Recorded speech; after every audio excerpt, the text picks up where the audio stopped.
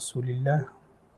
Nawaitu ta'allum wa ta'lim wa tadhakkur wa tadhkir wa naf'a wal intifa' wal ifadah wal istifadah wal hasa ala tamassuki bi kitabillah wa sunnati Rasulillah sallallahu alaihi wasallam wa du'a lal huda wa dilalah il khair ittiwa'a wajhillahi wa mardati wa qurbihi subhanahu wa ta'ala.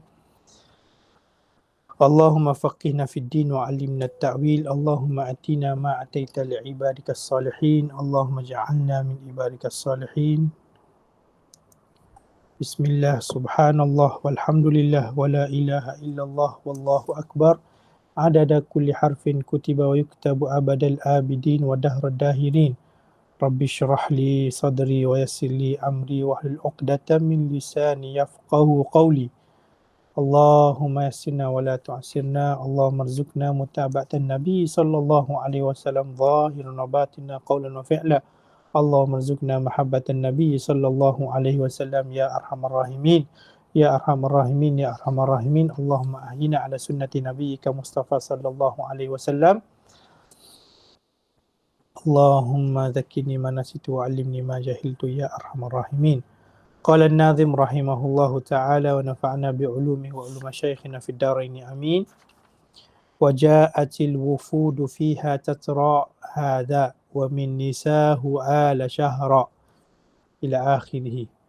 Alhamdulillah, pertama dan selamanya syukur kita kepada Allah Subhanahu wa taala kerana daripada pagi ini kita dapat sambung pengajian kitab Urjuzah Al-Mi'iyah, kitab Urjuzah Al-Mi'iyah fi hali ashrafil bahiyah, rangkap 100 rangkap menerangkan baginda Nabi insan yang paling mulia. Jadi kita dah masuk kepada 10 bait yang terakhir lah. InsyaAllah kita cuba khatamkan pada pagi ini, insyaAllah. Jadi tuan-tuan rahmati Allah Subhanahu wa taala, kita berada pada tahun yang ke-9. Tahun yang ke-9 selepas Nabi sallallahu alaihi wasallam berhijrah dari kota Mekah ke kota Madinah Al-Munawwarah. Jadi kebiasaannya lah, sirah ni dia bentangkan sirah Nabi ni mengikut timeline kehidupan Nabi. Sejak daripada Nabi lahir sehingga Nabi meninggal dunia. Itulah maksud sirah. Sirah maksudnya perjalanan. Perjalanan hidup. Jadi dibuat mengikut timeline. Jadi tidak benda yang pelik lah kalau kita kata sirah ni dibentangkan dalam bentuk timeline. Sebab apa kita nak mudah ingat peristiwa ni berlaku pada tahun keberapa. Cuma aturannya semasa di Mekah lebih merujuk kepada tahun selepas dibangkitkan, selepas dilantik menjadi Rasul. Ketika di Madinah, tahun selepas Nabi sallallahu alaihi wasallam hijrah ke bumi Madinah Al-Munawwarah. Jadi kita kena ingatlah kalau contoh tahun ke-10 kematian Khadijah radhiyallahu taala anha, maksudnya peristiwa itu berlaku di Mekah. Maksud tahun ke-10 selepas Nabi dilantik menjadi Rasul. Tahun ke-10 peristiwa Hajjatul Wada'.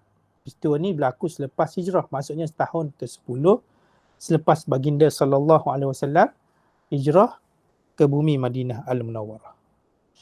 Jadi kita dirangkap yang ke-90. Qala an-nadhim rahimahullah wa ja'atil wufudu fiha tatra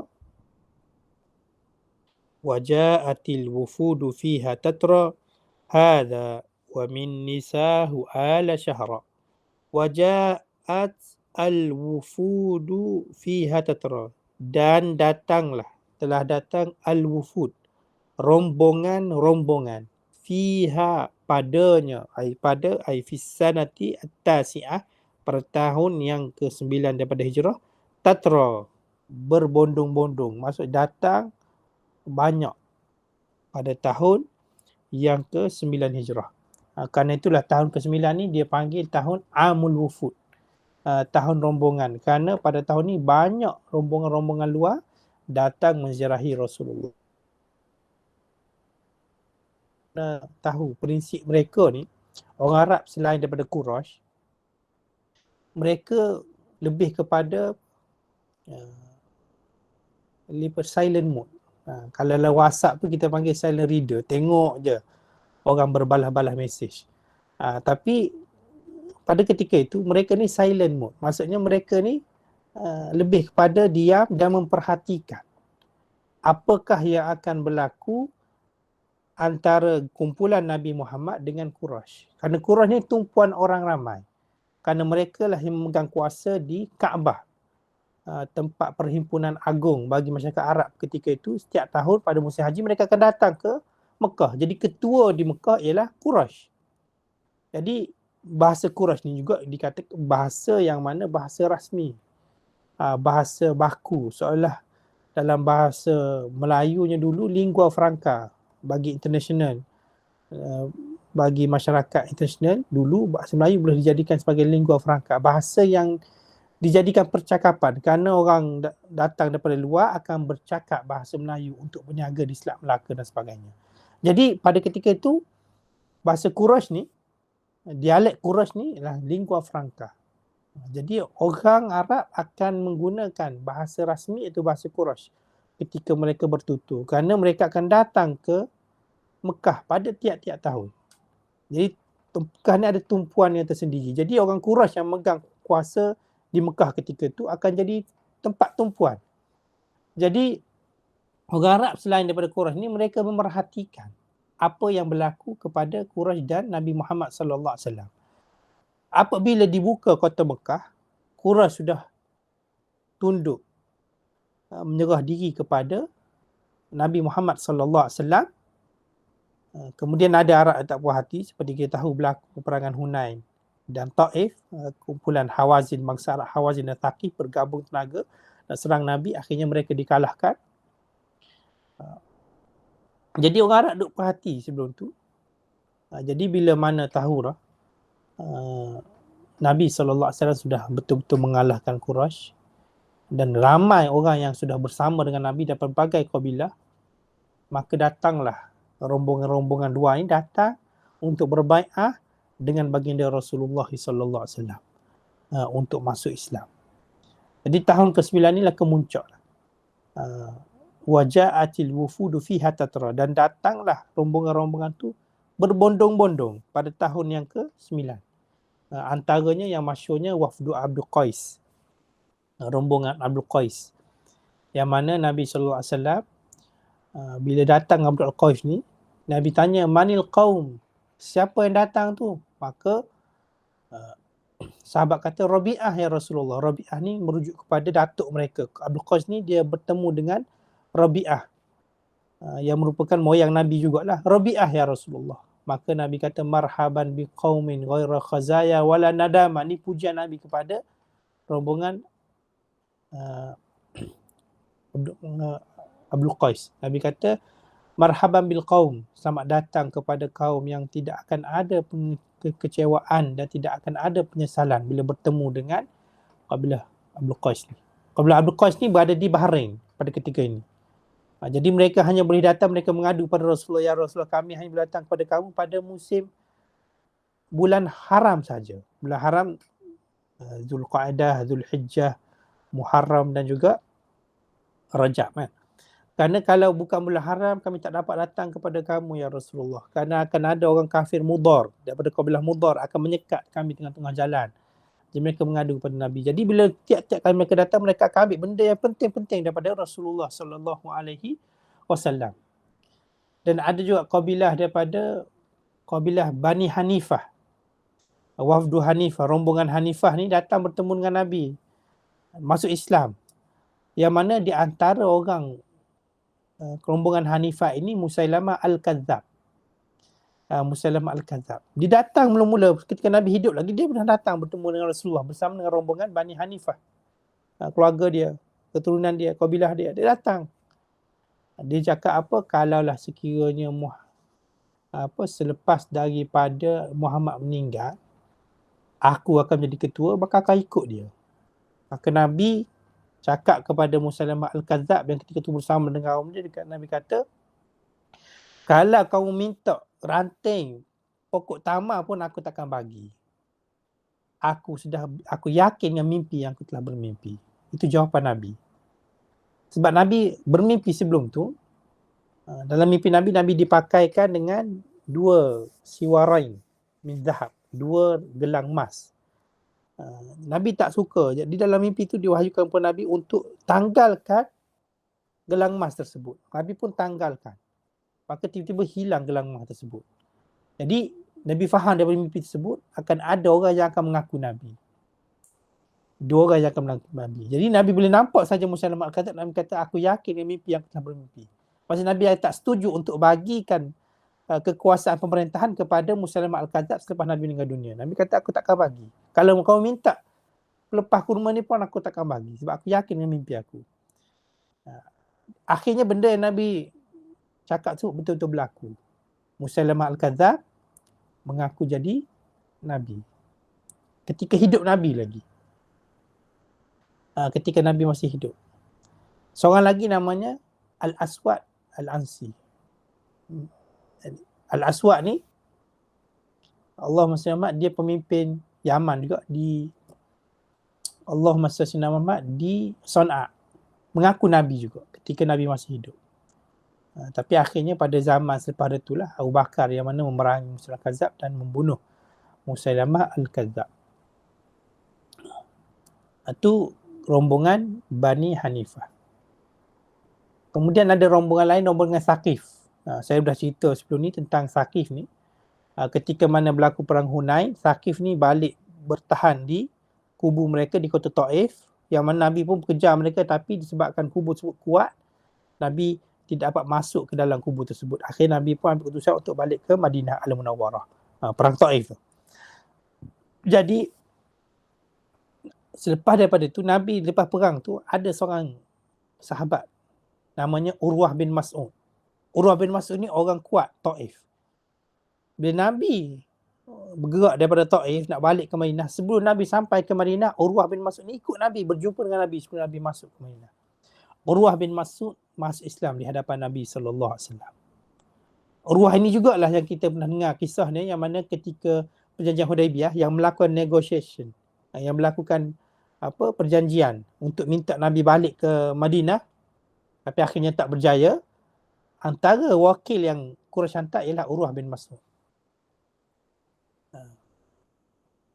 Jadi Urwah bin Mas'ud masuk Islam. Dan Urwah bin Mas'ud kata apa? Ya Rasulullah, izinkan aku balik kepada kaum aku, biar aku yang dakwah mereka masuk Islam.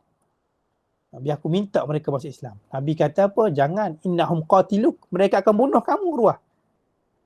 Maka Urwah kata, tak, jangan risau, aku ni ketua yang mereka lebih sayang daripada anak-anak perempuan mereka.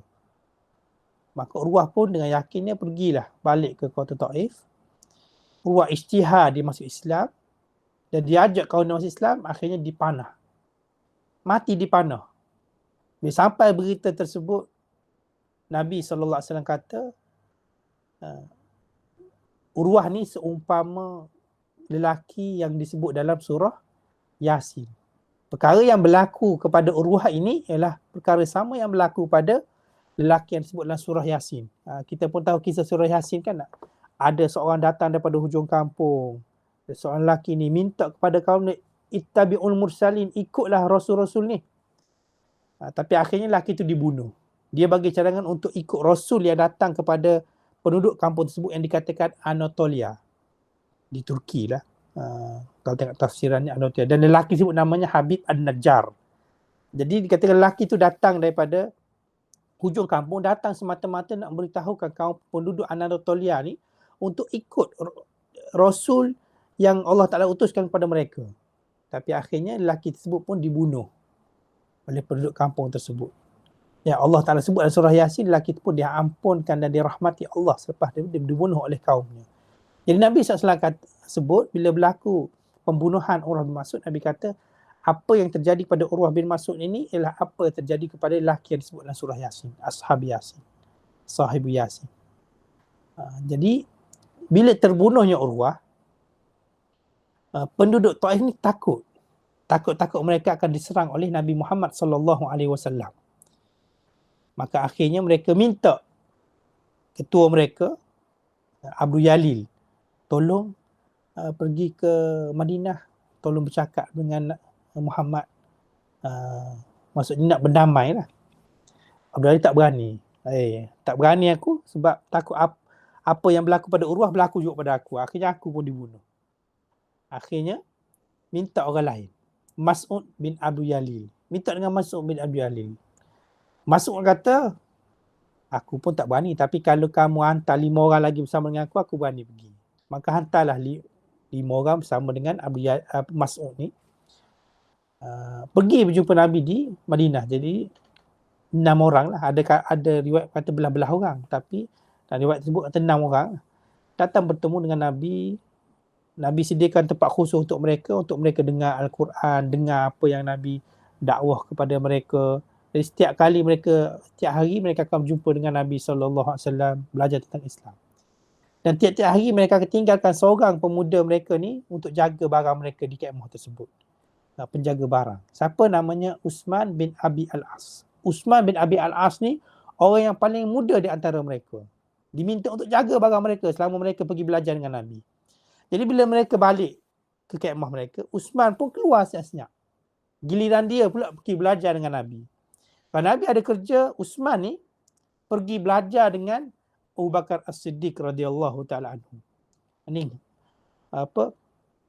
Uthman ni menunjukkan terlalu minat kepada belajar agama. Kalau kita dah datang dengan rombongan lain pergi belajar, kita minta jaga barang. Bila mana orang tu balik, lebih baik kita, masa tu lah kita nak rehat. Tapi Uthman ni dia terpaksa jaga barang sebab dia orang paling mudah dia arah untuk buat kerja. Dia kena jaga barang. Tapi bila mana yang lain datang balik ke kemah rehat, dia lah yang pergi belajar. Baca Quran dengan Nabi sehingga dia baca surah Al-Baqarah dengan Nabi SAW. Kalau Nabi ada kerja, dia baca dengan Abu Bakar. Sehingga akhirnya bila nak balik,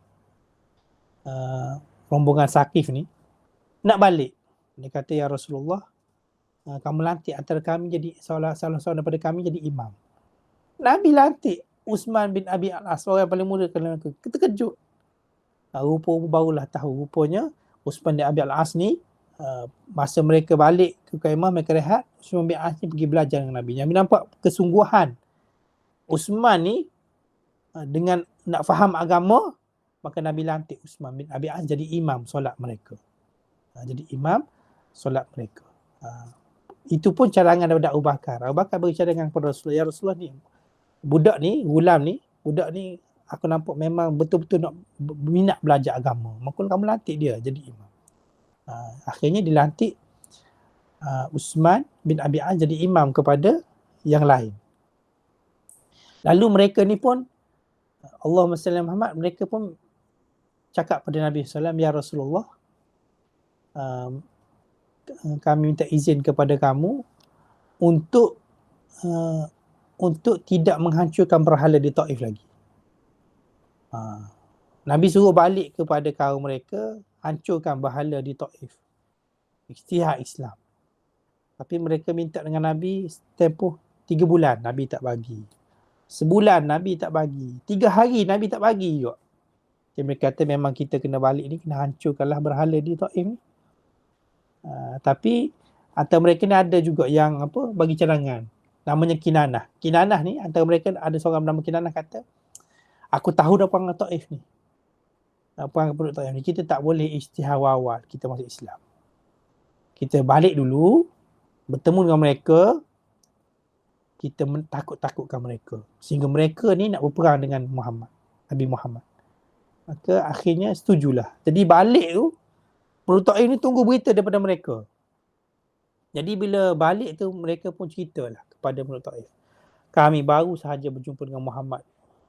Muhammad ni seorang yang kasar, bengis. Jadi dia cuba menakut-nakutkan penduduk Taif. Penduduk Taif kata, kalau begitu kita berperang lah. Kita berperang ni Muhammad. Maka akhirnya dan orang tadi katalah, okey, kalau macam tu siapkan senjata kamu, nanti kita pergi berperang. Dia bila lengkap senjata nak berperang ni, tiba-tiba Allah Ta'ala campakkan dalam hati mereka perasaan gerun dan takut. Ni antara mukjizat Nabi SAW, musuh akan rasa gerun dan takut. Jadi penduduk Taif ni mula nak berperang, tiba-tiba rasa takut tak jadi kita. Kamu balik pula, kamu yang orang ni, kamu balik jumpa dengan Muhammad, balik minta lah. Kami terima apa saja apa yang disuruh oleh Muhammad. Kami terima je. Sebab apa tiba-tiba rasa takut. Akhirnya baru orang ni buka cerita. Sebenarnya kami dah masuk Islam. Sebenarnya Nabi Muhammad tidak pun suruh Nabi Muhammad ni bukanlah orang yang bengis seperti yang kami katakan. Tapi Nabi Muhammad minta untuk kami hancurkan berhala. Nabi Muhammad ajak kamu semua masuk Islam. Akhirnya penduduk Taif pun masuk Islam. Dan bila mereka dah takut tadi, rasa takut mula-mula rasa berani nak lawan, tiba-tiba bila siap nak perang, rasa gerun. Dengan sebab rasa gerun tersebut, akhirnya bila mana Nawaran ni kata minta mereka untuk masuk Islam, akhirnya mereka penduduk Taif ni masuk Islam.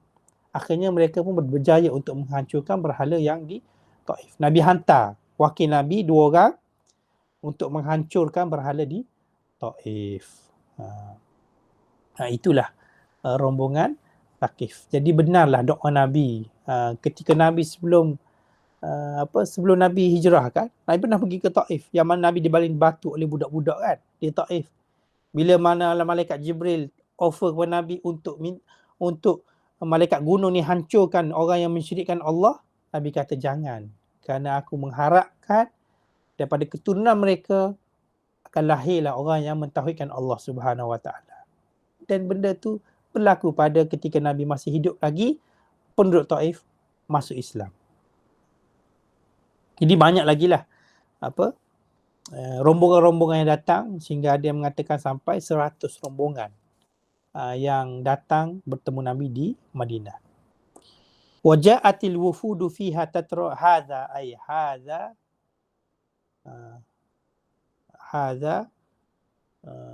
ni panggil uslub takhallus, nak berpindah kepada bab lain kan. Hadza, begitulah. Datanglah rombongan pada tahun ke-9 berturut-turut, berbondong-bondong. Begitulah. Wa min nisahu ala syahra. Ay ala ay ala nabi. Ala nabi, Nabi mengilak. Min nisahu ay nisaahu, perempuannya, isteri Nabi SAW. Ni Nabi bersumpah terhadap isteri Nabi SAW selama sebulan. Ala ni apa? Ala ni ilak. Ilak ni apa dalam syariat? Ilak ni kita bersumpah tidak menggauli isteri kita lebih bertempoh 4 bulan. Lebih daripada tempoh 4 bulan. Itu ilak daripada syarat. Bersumpah untuk, sebenarnya dari sudut bahasanya, ilak ni maksudnya kita bersumpah untuk tidak menggauli isteri kita. Boleh. Jadi syaratnya ilak ni bersumpah untuk tidak menggauli isteri kita bila lebih sebulan, lebih 4 bulan, maka kena diberi pilih antara 2 perkara. Sama ada perlu diceraikan ataupun bersama menggauli isteri. Kalau kita, contohnya kita ni, contohlah aku takkan duduk dengan kamu, contoh selama-lamanya. Contoh, sumpah. Tapi guna nama sumpah lah. Wallahi kau contohnya. Jadi, perbuatan tu, selagi mana tak melampaui 4 bulan, 4 bulan, tidak berdosa lagi. Tapi bila lebih 4 bulan, kena bagi pilihan. Isteri ni boleh angkat kepada hakim. Syar'i mengatakan bahawasanya suaminya ini telah bersumpah untuk tidak menggaulinya lebih daripada 4 bulan. Maka hakim tu kena jatuhkan hukuman kepada lelaki ini, paksa sama ada dia perlu menggauli isterinya ataupun dia perlu menceraikan isterinya. Lebih 4 bulan. Jelas ya? Jadi sumpah untuk tidak bersama isteri itu panggil ilak. Jadi Nabi SAW pernah bersumpah untuk tidak menggauli isterinya selama sebulan. Perbuatan itu berdosa tak? Tak berdosa. Tak berdosa. Sebab bukan lebih 4 bulan. Nabi pernah bersumpah untuk tidak menggauli isteri Nabi selama sebulan. Kerana apa? Kerana apa? Ni banyak sebab lah. Banyak sebab. Jadi banyak sebab. Antaranya perbuatan saling cemburu antara isteri Nabi dengan sama yang lain lah. Ada satu ketika tu Hafsah dan Aisyah. Satu ketika Nabi SAW duduk rumah Zainab. Zainab lama duduk rumah Zainab. Jadi ini antara kebiasaan Nabi. Kita kena ingat pada waktu malam Nabi akan bergilir dengan rumah isteri-isteri Nabi. Tapi pada waktu siang kadang-kadang Nabi pergi ke rumah isteri Nabi yang ni, kemudian Nabi pergi pula ke isteri Nabi yang lain pula. Gitulah. Tapi pada waktu malam Nabi akan bermalam di satu rumah sahaja pada waktu malam. Tapi pada waktu siang Nabi bergilir-gilir. Jadi pada waktu siang ni Allahumma salli ala Muhammad, Nabi lama duduk di rumah Zainab. Maka mulalah perempuan Hafsah dan Aisyah ni, dia kata lama Nabi duduk. Kita kena ingat rumah si Nabi ni, saya pernah share gambar kan, dikeliling Masjid Nabawi, sebelah-sebelah je semua. Lama Nabi duduk dekat rumah kawan tu, Zainab. Jadi akhirnya tahulah bahawasanya Zainab ni dapat madu. Zainab jamu madu kepada Nabi SAW. Nabi suka madu. Jadi kita nak buat apa, rumah kita pun tak ada madu kan. Jadi macam ni lah kita buat macam ni. Kita sepakat bila Nabi masuk rumah, kita kata bau apa ni bang? Bau maghafir ke? Maghafir ni satu benda yang seperti madu rasanya, tetapi baunya itu tidak menyenangkan. Ada bau lah, tak sedap. Jadi setuju. Bila selesai Nabi makan madu ni bukan boleh makan cepat. Bukan macam minum air, susu dan sebagainya kan. Makan sikit. Jadi lama Nabi duduk di rumah Zainab tu, Nabi pun pergilah rumah Sayyidina Aisyah. Duduk dengan Aisyah kata, bau apa ni? Buat busuk lah. Bau apa ni? Kenapa aku bau, saya berbau dengan bauan maghafir ni? Nabi pun kata, bukan maghafir, tadi aku makan madu di rumah Zainab. Ini maghafir ni bukan madu. Nabi pun selepas selesai di rumah Aisyah, Nabi pergi pula ke rumah Hafsah. Hafsah pun cakap benda yang sama. Bau apa ni? Aku macam bau maghafir.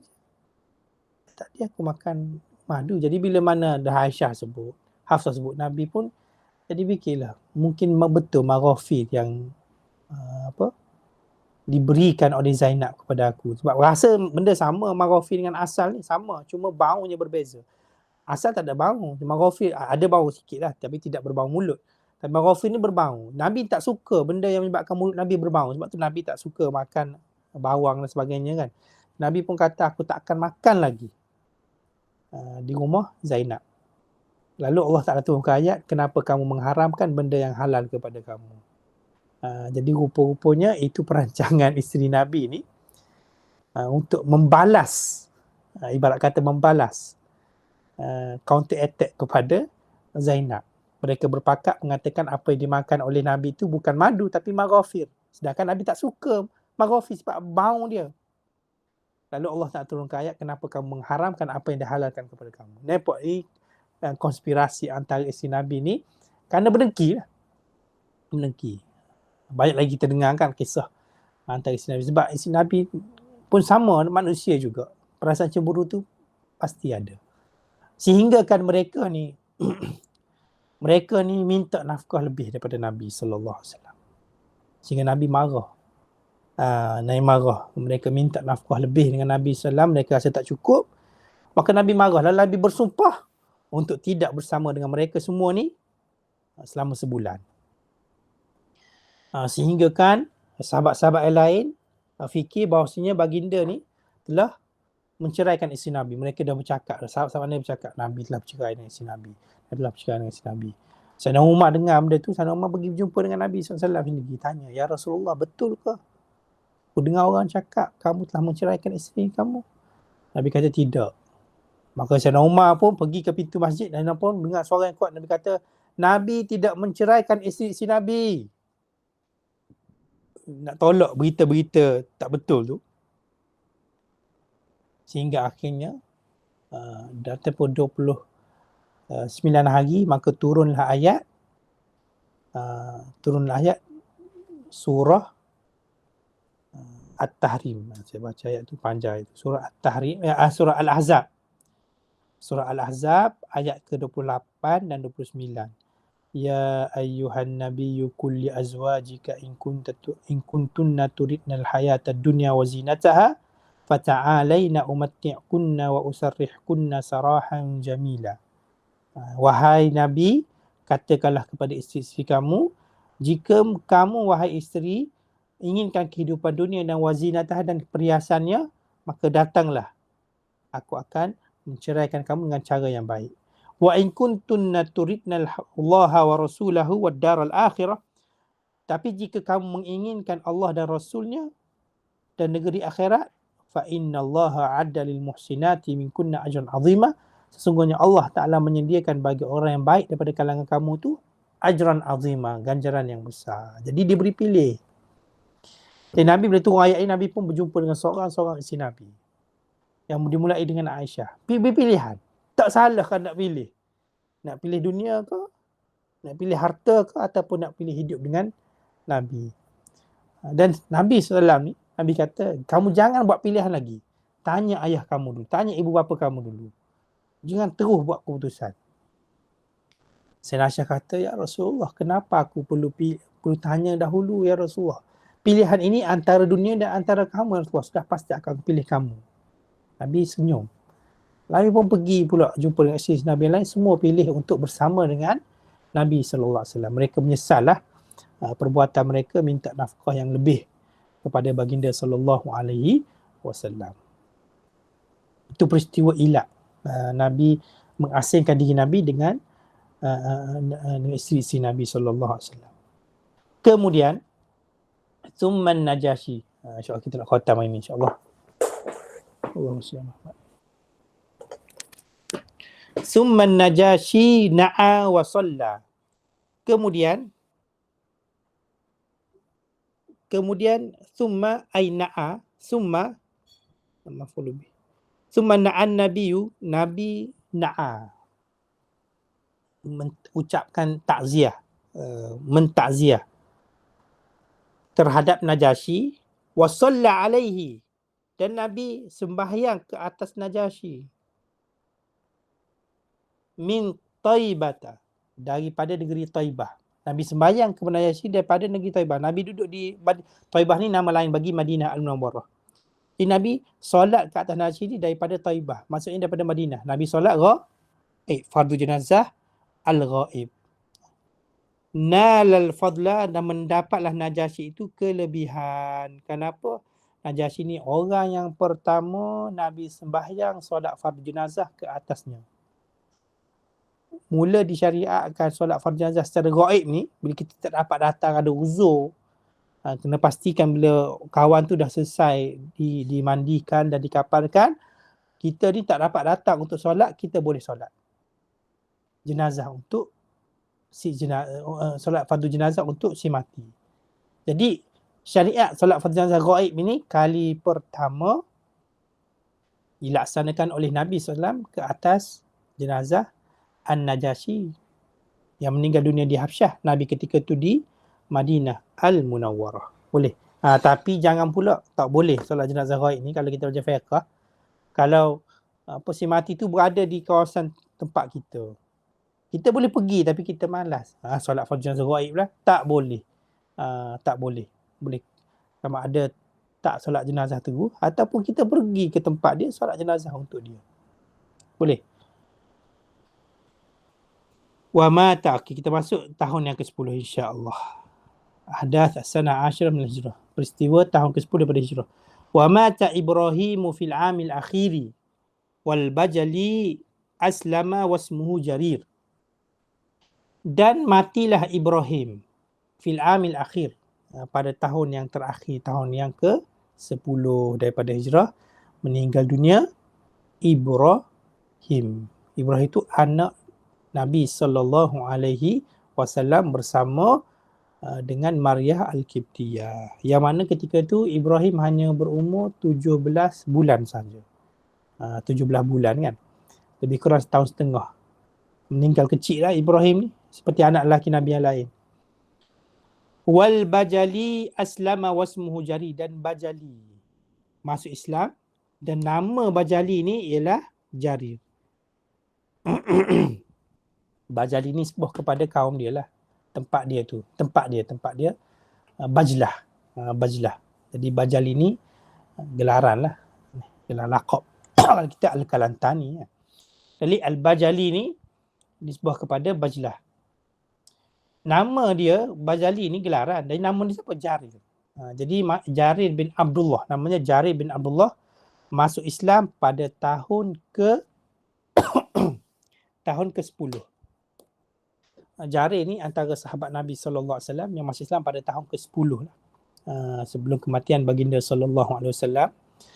Bajali ni satu ketika, ni peristiwa Islamnya Bajali ni, satu ketika Nabi SAW pada hari Jumaat Nabi berkhutbah. Tengah-tengah khutbah Jumaat, kaum Jarir ni, Bajlah, daripada penduduk Bajlah ni datang bersama dengan Jarir. Jarir ni ketua kaum dia. Datang bersama dengan Jarir ni, datang dan tengah khutbah, mereka pun duduk lah. Takkanlah nak minta Nabi turun, nak bercakap dengan Nabi, dah tengah khutbah. Mereka pun duduk lah, dengar khutbah. Tapi Jarir ni asal pelik. Orang duk tengok dia. Ni dia kenapa tengok aku ni? Memang pelik sebab dia datang daripada luar. Tapi kenapa tengok muka dia macam ni kan? Dia pun pelik lah. Jadi bila selesai solat Jumaat, Jarir pun tanyalah orang sebelah dia, kenapa orang tengok aku? Maka orang tu kata, kamu tahu tak? Semasa Nabi khutbah, sebelum kamu sampai tadi, Nabi kata, yaqdimu alaikum min khairi ahli Yaman fi wajhi mashatu malik. Nabi kata akan datang kepada kamu sebaik-baik penduduk Yaman. Di atas wajahnya, ala wajhi mishatu malik, ada tanda ketua. Wallahu alam lah macam mana tanda di muka Jarir tu. Sebab kita kabilah-kabilah di Afrika pun dia ada tanda-tanda kan. Macam setiap tanda tu berbeza ke setiap kabilah. Jadi ketuanya pun akan ada tanda yang berbeza. Jadi Nabi SAW sebut, yaqdimu alaikum, akan datang kepada kamu sebaik-baik penduduk Yaman. Ala wajihi, di atas wajahnya ada tanda ketua. Jadi orang tertanya, siapakah dia ni? Tiba-tiba datang orang Yaman, itu penduduk Bajlah, datang. Masuklah majlis ketika khutbah. Yang mereka ni, sahabat ni yang dengar Nabi cakap tadi, cari mana orang yang Nabi sebut tadi. Semua tengok muka Jarir. Allah, dia ni rupanya orang yang Nabi sebut tadi. Ketua kepada penduduk Bajlah ni. Jarir bin Abdullah ada. Jadi suka sahabat tengok ni sebab apa? Nabi dah bagi jaminan dia ni sebaik-baik penduduk Yaman. Kalau kita, guru kita kata, kamu ni lah anak murid aku yang paling baik, rasa tak tidur malam kita. Ni Nabi SAW kata akan datang kepada kamu sebaik-baik penduduk Yaman. Nabi sebut pula, muka dia ada tanda. Subhanallah, ni mukjizat Nabi. Tak datang lagi kawan tu, Nabi dah sebut lah. Akan datang kepada kamu sekejap lagi, sebaik-baik orang Yaman. Di atas muka dia ada tanda ketua. Dia orang, jadi bila dengar Jarir tu, Jarir pun suka Jarir. Jarir pun, jadi bila Nabi dah selesai zikir dan sebagainya, Jarir pun datanglah berjumpa dengan Nabi SAW. Nabi senyum berjumpa dengan Jarir bin Abdullah. Lalu Nabi SAW pun berbai'ah dengan Jarir. Ubayyi'uka ala an tashhada an la ilaha illallah wa anni Rasulullah. Aku janji dengan kamu untuk kamu naik saksi tiada Tuhan selain Allah dan aku Rasulullah. Dan wa tuqimas solah, kamu hendaklah mendirikan solat, wa tu'tiz zakah, mengeluarkan zakat, wa tahujjal bait, dan kamu buat haji, dan wa tansah al-muslim, dan aku berjanji dengan kamu untuk agar kamu ni bagi nasihat kepada tiap-tiap muslim. Dan kamu kena taat kepada ketua kamu walaupun dia dipilih daripada orang Habsyi. Itu janji yang Nabi ikat dengan Jarir. Jadi dia terima. Untuk Jarir ni, untuk jari naik saksi tiada Tuhan selain Allah, Nabi Muhammad Rasulullah, solat, zakat dan juga bagi nasihat kepada tiap-tiap orang Islam dan juga taat wa tuti'ul wali, taat kepada ketua walau kana habsyan, walaupun dia ni daripada orang Habsyah. Jadi cara terima bai'ah tersebut. Sehingga kan ada satu berlaku peristiwa lah. Satu hari Jarir ni dia ada pembantu dia minta pembantu dia cari kuda untuk dia. Pembantu dia pun cari jumpa kuda. Bila buat tawar menawar dapatlah harga 400 rial. 400 dinar. Dia kata 400 dinar. 400 dinar. Jadi bila mana kuda tu dibawa kepada Jarir, bila datang kuda tu buat Jarir tengok ini harganya bukan 400 ni. Lebih lagi. Kamu boleh tak kamu cari balik orang jual kuda ni kepada kamu datang bawa dia ke sini. Maka pembantu dia percaya jumpa kat pasar, tarik jumpa dengan Jarir. Jarir kata, kamu reda ke harga kuda ni dengan 400? Maka tuan kuda tu kata, aku reda. Kalau aku bagi 500 macam mana? Kamu reda tak? Aku reda. Ni pembeli pula letak harga tinggi. Pembeli tak harga tinggi. Kalau bagi 500, kamu reda tak? Reda. Kalau aku bagi 600, kamu reda tak? Reda. Penjual kata reda pula. Kalau aku bagi 700, kamu reda tak? Reda. Tak boleh lagi. Kalau aku bagi 800, kamu reda tak? Akhirnya penjual tu kata, aku reda. Jadi dia minta pembantu dia bayar lagi 400 pada dia. Jadi 800 lah. Ni tak ada zaman kita ni pembeli yang tak harga tinggi. Akhirnya lelaki tu pelik lah. Dapat 400, dia pun nak balik tu. Jarir panggil dia balik. Nanti dia datang balik. Aku tak gila ya. Jarir kata kepada lelaki tu, aku tak gila. Sebab dia mungkin anggap lelaki tu mungkin fikir dia gila kan. Dia pembeli, dia tak harga tinggi pula. Jadi Jarir kata, aku tak gila ya. Aku terima bai'ah dengan baginda Nabi Muhammad SAW dulu. Nabi minta aku bersetuju untuk tansah al-muslim, bagi nasihat kepada orang Islam, bagi tiap-tiap orang Islam.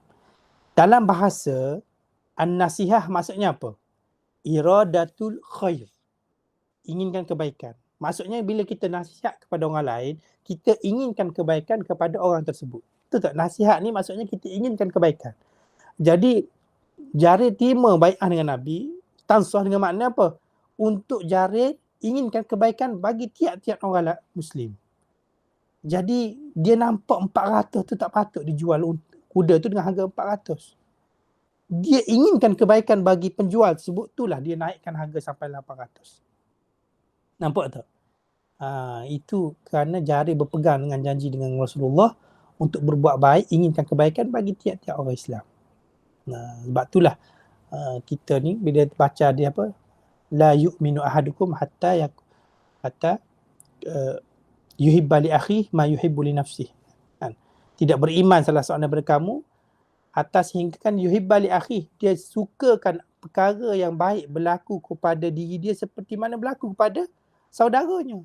Apa-apa yang baik berlaku kepada diri dia, dia suka benda tu berlaku kepada sahabatnya. Barulah sempurna iman tersebut. Jadi itulah makna sempurna iman. Jadi seperti mana Bajali ni ataupun Jarir ni, dia suka, kalaulah dia jadi penjual pun dia suka untuk jual harga kuda dengan harga yang 800 dinar. Jadi dia fikir dia berada di tempat penjual tersebut, dia nak letakkan harga sesuai untuk penjual tersebut. Kita kalau dapat beli benda dengan below market price, lagi syukurlah kita. Tu kita. Sahabat lain. Kita kalau boleh nak letak harga, kalau kita penjual pula, kita kalau boleh nak letak harga tinggi. Tak? Kalau boleh 140,000 nak letak lagi 140,000. Orang kata harga lebih harga market ni. Motor ni 140,000. Dah setuju, kamu reda.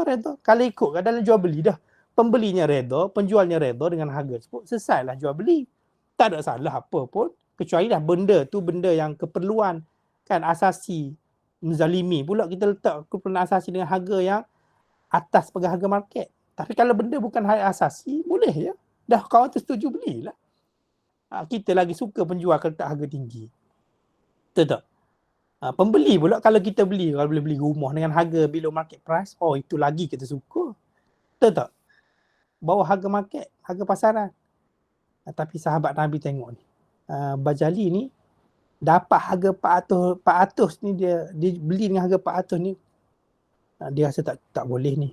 Naknya ke penjual ni. Dia letak lagi harga sampai 800, 2 kali ganda. Dia bagi kepada orang yang penjual tu. Kenapa? Kerana tansah, dia ingat pesanan Nabi untuk buat baik, inginkan kebaikan bagi tiap-tiap orang Islam. Ini akhlak para sahabat ni.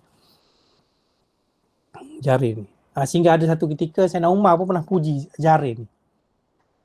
Sayyidina Umar puji Jarir. Ada satu kali tu ketika solat masa zaman Sayyidina Umar, Sayyidina Umar jadi imam solat lah. Jadi sebelum nak solat tu, tiba-tiba ada dalam jemaah ni, makmum ni ada yang kentut. Ada yang terkentut. Jadi sahabat lain dengar kentut sebut tapi tak tahu siapa yang kentut. Jadi masing-masing tak nak mengaku. Sayyidina Umar tegas, mudah. Sayyidina Umar kata, siapa-siapa yang kentut tu pergi ambil wuduk. Kita nak semayang. Siapa-siapa yang kentut tadi, pergi ambil wuduk. Jadi sudah pastilah sahabat ni malulah nak mengaku kan. Tapi ada bersama ketika tu Jarir. Jarir kata bagi cadangan kepada Sayyidina Umar. Sayyidina Umar, apa kata kamu suruh semua mereka ni ambil wuduk? Barulah tak ada yang malu. Bagus Sayyidina Umar kata betul juga. Tawadda'u jami'an. Kamu semua pergi berwuduk. Akhirnya semua sahabat belakang Sayyidina Umar pergi berwuduk sebab nak jaga aib seorang lelaki. Lepas Sayyidina Umar pujilah Jarir ni. Ni'mat sayyid anta fil Islam wa ni'mat sayyid anta fil jahiliyah wa ni'mat sayyid kunta fil jahiliyah, ni'mat sayyid kunta fil Islam. Ni'mat sayyid kunta fil jahiliyah, ni'mat sayyid anta fil Islam. Tu Jarir Sayyidina Umar sebut. Sebaik-baik ketua dulunya, kamulah sebaik-baik ketua ketika jahiliyah. Dan ketika masuk Islam pun, kamulah sebaik-baik ketua. Itu pujian Sayyidina Umar. Ni'mat sayyid kunta fil jahiliyah, ni'mat sayyid anta fil Islam. Pujian Umar, Sayyidina Umar kepada Jarir. Sebab akalnya yang cerdik lah. Akalnya cerdik. Itu Jarir bin Abdullah. Jadi masuk Islam pada tahun yang ke-10 lah. Tahun ke-10, tahun akhir. Wa hajja hijjatal wada'i qarina wa waqafal jum'ata fiha amina. Okey. Wa hajja hijjatal wada' qarina wa waqafal jum'ata fiha amina. Dan Nabi SAW telah membuat haji hajjatul wada'. Hijjatul wada' atau hajjatul wada'. Qarina lekat dan qarina. Ni ada perselisihan khilaf antara ulama kan. Nabi buat haji ni haji qiran ke, haji tamattu' ke, khilaf. Tapi dalam nazam ni disebut qarina dalam bentuk qiran.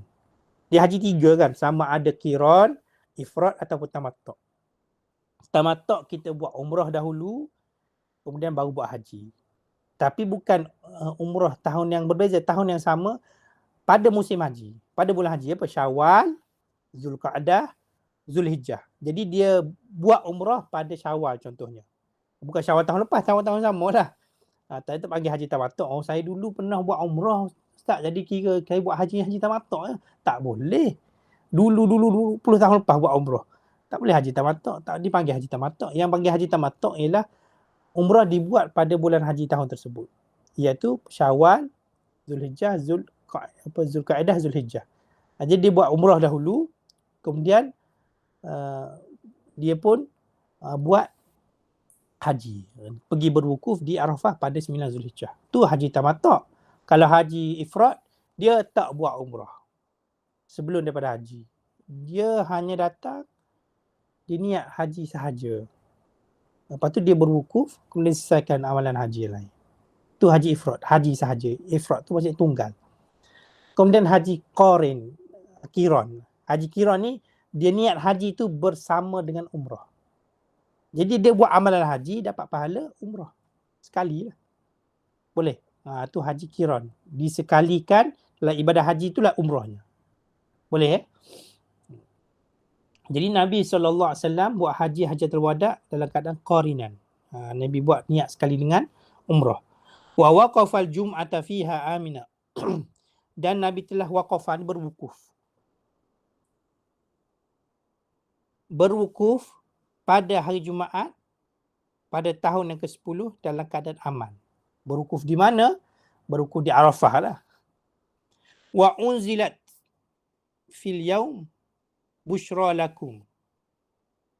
Dan diturunkan pada hari ini. Hari ini, ni alif lam lil ahdi lah, dengan hari yaumi Arafah. Diturunkan pada hari Arafah sebagai busyra, sebagai berita gembira lakum, bagi kamu orang Islam. Apa diturunkan tu? Al-yawma akmaltu lakum dinakum. Turun ayat tu. Al-yawma akmaltu lakum dinakum. Apa? Wa atmamtu alaikum nikmati wa raditu lakumul Islam madina. Tu ayat tersebut. Ketika mana hari Arafah 9 Zulhijjah pada tahun yang ke-10. Al-yawma akmaltu lakum dinakum wa atmamtu alaikum ni'mati wa raditu lakumul Islam madina. Pada hari ini akmaltu lakum dinakum, aku telah sempurnakan agama kamu. Atmamtu alaikum ni'mati, dan aku sempurnakan bagi kamu nikmat kamu. Nikmat aku. Sempurnakan kepada kamu nikmat aku. Wa raditu lakumul Islam madina, dan aku redha Islam sebagai agama kamu. Jadi maksudnya pada hari tersebut telah sempurna agama Islam. Orang duk tambah-tambah Islam macam-macam ni, rekaan manusia ni, semua tu salah, semua tu sesat, menyeleweng apa. Islam ni bukan terima pembaharuan. Kalau benda yang kita reka ada inovatifnya, ada kreativitinya, tambah lagi biar up to date kan. Islam tidak. Semakin kita berpegang apa yang dibawa oleh Nabi SAW 1400 tahun dahulu, semakin kita dekat dengan Islam yang sebenar. Bukan kita semakin update, tukar Islam ni kurang sini, kita pun tambah sini, tubuhlah macam-macam istilah, liberalnya, pluralnya, apa bendanya. Dan tu keluar rekaan manusia sendiri. Boleh. Kerana mereka nampak, mereka tak belajar tak agama Islam. Mereka tahu secara suthiyah. Secara umum saja tentang agama Islam. Mereka nampak Islam ni sebenarnya ritual saja. Orang solat, sembahyang, ada duit pergi haji, tapi tak belajar tentang Islam.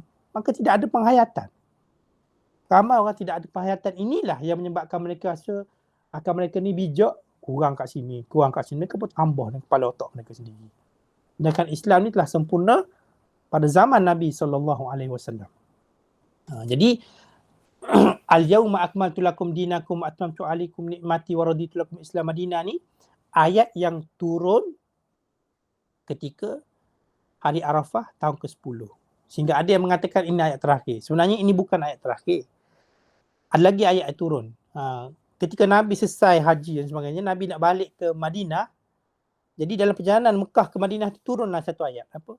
Wattaqu yawman turja'una fihi ilallah wa tuwaffa kullu nafsin. Ayat yang ke-281. Wattaqu yawman turja'una fihi ilallah summa tuwaffa kullu nafsin. Tak ingat. Boleh tengok ayat surah Al-Baqarah 281. Saya cek ni satu ayat saja.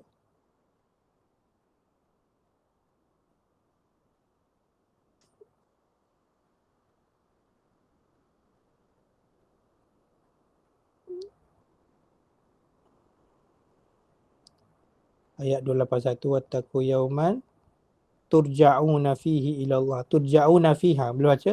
Ayat 281 surah Al-Baqarah, wattaqu yawman turja'una fihi ilallah summa tuwaffa kullu nafsin ma kasabat. Summa tuwaffa kullu nafsin ma kasabat wa hum la yudlamun. Yang paling kuat mengatakan inilah ayat terakhir turun. Wattaqu yawman turja'una fihi ilallah summa tuwaffa kullu nafsin ma kasabat wa hum la yudlamun. Dalam perjalanan Nabi balik ke kota Madinah. Kemudian ni faedah lah. Surah yang terakhir turun secara sempurna. Sekali turun tu sempurna. Surah An-Nasr. Idza jaa nasrullahi wal fath ra'aitan nasa yadkhuluna fi dinillahi afwaja. Fasabbih bihamdi rabbika wastaghfir innahu kana tawwaba. Surah An-Nasr itu surah yang paling akhir turun secara sempurna. Jelas ni. Surah yang turun secara sempurna paling akhir turun ialah surah An-Nas, Idza jaa nasrullahil fath. Ayat yang terakhir, wattaqu yawman turja'una fihi ila Allah tsumma tuwaffa kullu nafsin ma kasabat wa hum la yuzlamun. Ayat Al-Baqarah, ayat ke-281 surah Al-Baqarah. Boleh. Al-yawma akmaltu lakum dinakum ni ayat yang diturunkan ketika mana Nabi di Arafah. Kemudian wa mautu Raihanata ba'da audi, dan meninggalnya Raihanah selepas daripada kembalinya Nabi SAW daripada Mekah. Lepas Hajatul Wada dan kembali daripada Mekah sampai Madinah, Raihanah meninggal. Dalam kitab ni mengatakan Raihanah ni isteri Nabi. Tapi yang kuatnya Raihanah bukan isteri Nabi. Raihanah ni hamba sahaya Nabi SAW. Seperti mana Maryah Al-Qibtiyah. Wa tis'u ishna muddata min ba'dihi, dan 9 orang ay min nisa'ihi, daripada isteri Nabi, ishna, hidup mereka beberapa tempoh selepas min ba'di, selepas Nabi SAW, selepas meninggalnya Nabi SAW. Jadi kita kena tahulah 11 isteri Nabi. Allahumma salli ala Muhammad, Khadijah radhiyallahu ta'ala anha, Saudah binti Zam'ah, Aisyah, Zainab binti Khuzaimah, Zainab binti Jahshin, Ummu Salamah, Ummu Habibah, Safiyah binti Huyai, Juwairiyah bin Harith, Juwairiyah. Kemudian lagi 2, Maimunah, seorang lagi, Allahumma salli ala Muhammad, Hafsah. Boleh 11. Boleh. Zainab binti Khuzaimah meninggal semasa Nabi hidup. Khadijah radhiyallahu ta'ala anha meninggal semasa Nabi hidup. Jadi 9 lah yang tinggal lagi. Jadi kalau tolak Khadijah radhiyallahu ta'ala anha dan juga Zainab binti Khuzaimah, ada lagi 9 lah. Satu lagi kan 11 kan. 9, 8, 1, 9. Siapa yang hidup ketika Nabi hidup dan selepas Nabi meninggal dunia, mereka baru meninggal dunia. Apa? Allahumma salli ala Muhammad, Aisyah, Hafsah, Juwairiyah, Safiyah, Ummu Salamah, Ummu Habibah, Allahumma salli ala Muhammad, Maimunah, 2 lagi. Apa? Sebut Juwairiyah dah sebut kan? Hafsah dah sebut. Sekali lagi. Apa? Khadijah radhiyallahu ta'ala. Saudah binti Zam'ah, Khadijah, Saudah, Aisyah, Aisyah, Zainab binti Jahshin, Zainab binti Khuzaimah, kemudian Ummu Salamah, Ummu Habibah, Safiyah, Juwairiyah. Kemudian Maimunah, Hafsah, Maimunah. Jadi yang hidup selepas Nabi meninggal dunia siapa? Aisyah, Saudah binti Zam'ah, Aisyah, Zainab binti Jahshin, Ummu Salamah, Ummu Habibah, Safiyah, Juwairiyah, Hafsah disebut. Hafsah. Seorang lagi, dia baru datang. Siapa seorang lagi pula? Allahumma salli ala Muhammad. Siapa? Saya tertinggal. Apa? Zainab binti Jahshin, Ummu Salamah, Ummu Habibah, Hafsah, Safiyah, Juwairiyah, Aisyah, Saudah binti Zam'ah. Cuba kena tulis ni baru nampak. Boleh tulis senaraikan. Saya sebut daripada awal 11 si Nabi kan. Khadijah, Saudah binti Zam'ah, Aisyah, Allahumma salli ala Muhammad, Aisyah, Zainab binti Khuzaimah, Zainab binti Jahshin, Ummu Salamah, Ummu Habibah, Safiyah, Juwairiyah, Hafsah, Maimunah. 11 tu kan? Tolaklah 2. Khadijah dengan Zainab binti Khuzaimah. Yang 9 lagi tadi ialah si Nabi yang hidup selepas Nabi SAW meninggal dunia. Kemudian wal yaumal isnaini, kita habiskan terus ya. Ni pada Nabi SAW tahun ke-10 ialah kematian baginda Rasulullah sallallahu alaihi wasallam.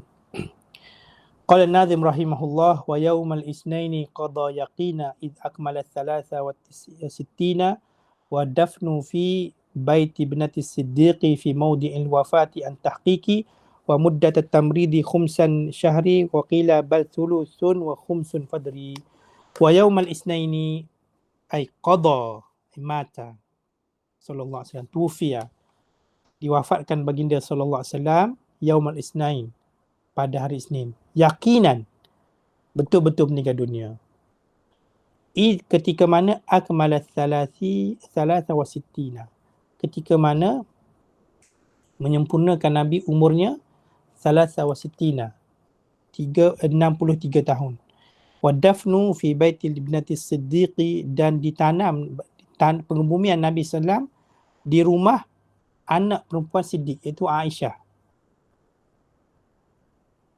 Fi maudi'il wafati an tahqiqi, pada tempat meninggal Nabi, an tahqiqi, mengikut pandangan yang tahqiq, pandangan yang kuat. Nabi ditanam di rumah Sayyidina Aisyah, tempat Nabi meninggal dunia ditanam. Kerana ada khilaf antara para sahabat nak tanam di mana. Jadi akhirnya ada seorang sahabat kata, aku mendengar bahawasanya perlu ditanam seorang Nabi itu di tempat dia mati. Maka akhirnya ikut pandangan tahqiq tersebut, maka ditanam jasad Nabi di tempat Nabi meninggal dunia. Wa muddat at-tamridi khumsan syahrin, dan tempoh Nabi sakit khumsan syahrin. Khumus apa? Khumus 1/5. Ini musanna ni, asalnya khumsani. Khumsani maksudnya 2/5. 2/5 daripada sebulan. Berapa? Khumsani min syahrin. 2/5 daripada sebulan. Kalau 1/5 daripada sebulan, berapa? 6 kan? 6 kali 5, 30. Sebulan ada 30 hari. Kalau 1/5 jadi 6. Kalau 2/5 maksudnya 12. Tempoh Nabi sakit 12 hari. Itu 2/5 daripada sebulan, 12. Waqila, dan kata kil, ada pandangan yang lain kata bal thuluthun wa khumsun fadri. Ada yang mengatakan sulus. Sulus ni maksudnya 1/3. Sulus ni 1/3. 1/3 daripada sebulan berapa? 10 lah. Kan? 10, 10, 10, 30. 1/3 daripada sebulan, 10. Wa khumsun, dan khumsun. Khumsun ni berapa? Khumsun. Khumsun ni 1/5 daripada sebulan berapa? Tadi baru tahu. 6 kan? 6. Ataupun 6. 1/5 dari sebulan maksudnya 6 hari lah. Jadi 10 campur 6. Jadi 16. Boleh. Jadi tempoh Nabi sakit ada mengatakan khumusa 2/5 daripada sebulan, iaitu 12 hari. Ada yang mengatakan sulus wa khumsun, iaitu 16 hari. Boleh. Jadi Nabi SAW, kita sebut secara ringkaslah. Nabi SAW pada akhir bulan Safar, tahun yang ke-11. Tahun yang ke-11 lah ni. Tahun yang ke-11, pada akhir bulan Safar, Nabi sakit. Nabi mula sakit. Sehingga Nabi, ketika tu Nabi berada di rumah Sayyidah Maimunah. Nabi sakit, seperti kitab ni sebutlah, tempoh Nabi sakit sama ada 12 hari, khumsa syahrin, ataupun sulus wa khumsun, 16 hari. Khilaf. Jadi Nabi sakit. Nabi rasa demam, panas. Sehingga kan satu ketika Nabi sebut, Nabi pun walau kadang sakit, Nabi pergi juga rumah giliran isteri-isteri Nabi yang lain. Nabi pergi bergilir juga. Bergilir. Bukan Nabi ni, nak kata kosam ni, kita kena kisamah ni, pembahagian rumah ni, suami isteri bila lebih daripada satu, wajib. Nabi tanya sahabat, isteri Nabi, esok aku di mana? Esok aku akan berada di mana? Esok aku akan berada di mana? Nabi kata, sehingga akhirnya ni Nabi faham. Nabi ni sebenarnya minta keuzuran lah untuk tidak berpindah-pindah. Sebab Nabi tengah sakit kan. Nak pergi rumah ni pula, nak pergi rumah ni pula. Jadi akhirnya semua isteri Nabi bersetuju kita tempatkan Nabi SAW di rumah Aisyah radhiyallahu ta'ala anha. Jadi akhirnya Nabi dirawat di rumah Sayyidah Aisyah. Antara amalan Sayyidah Aisyah, bila sakit, Sayyidah Aisyah ni baca 3 kul. Baca 3 kul. Qul huwallahu ahad, qul a'udzu bil falaq, dan qul a'udzu bin nas. Kemudian Sayyidina Aisyah pun sapu di badan Nabi sallallahu alaihi wasallam. Nabi. Ini antara amalan lah yang boleh kita amalkan kalau orang sakit, ikhtiar. Itu cara Sayyidina Aisyah. Tapi Nabi ni betul-betul demam. Kejap ya. Minta izin ya.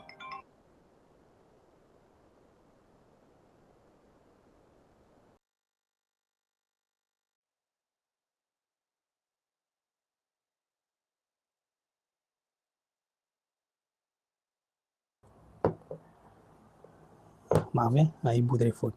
Jadi Allahumma salli ala Muhammad. Allahumma salli ala Muhammad. Nabi sakit di rumah, dirawat di rumah Sayyidatuna Aisyah. Demam Nabi dikatakan sehingga dalam sirah menyebut kalau letak kain basah di atas kepala Nabi SAW dan letakkan tangan di atas kain basah tu pun rasa panas. Maksudnya demam betul-betul panas lah. Sehingga kan Nabi SAW ketika mana minta nak berucap depan sahabat, Nabi minta untuk sahabat ni ambil 7 kirab, sab'atu kirab. 7 uncang air. 7 uncang air. Dan ada riwayat mengatakan min abari syatta, daripada pelbagai terigi. Maksudnya bukan daripada satu perigi. Ada yang mengatakan dah ambil daripada Telaga Ghors. Tapi ikut riwayat lain min abari syatta. Maksudnya 7 uncang tu daripada perigi yang berbeza-beza. Untuk Nabi mandi dengan air tersebut. Sehingga amalan orang tua kita kan, mandi air 7 kolah. 7 kolah. Perigi pahal juga 7 kolah. Kenapa pilih 7 kolah? Kolah tu kullah. Tahu Kelantan pun kolah. Kolah lah. Kolah masjid tu. Jadi orang dulu berubat ambil air 7 kolah. Dia sebut masjid mana, tempat mana yang nak ambil. Ialah sebab air ni dia terkesan dengan Quran, terkesan dengan perkataan-perkataan yang baik. Dia berkesan pada air ni. Kan ada orang buat kajian kan. Bila dibaca Al-Quran, air tu molekul jadi berbeza. Jadi orang tu dulu kalau nak berubat cari air 7 kolah. 7 kolah berbeza. Biasanya tempat-tempat tu tempat-tempat yang hidup dengan amalan agama lah.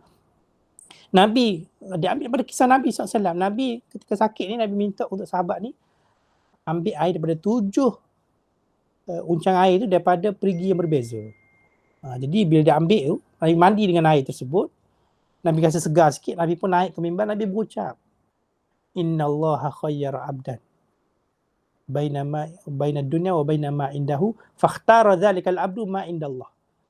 Nabi berucap dengan sahabat, sesungguhnya Allah memberi pilihan kepada seorang hamba di antara dunia dan di antara apa yang ada di sisi Allah, dan hamba tu pilih apa yang ada di sisi Allah Subhanahu Taala.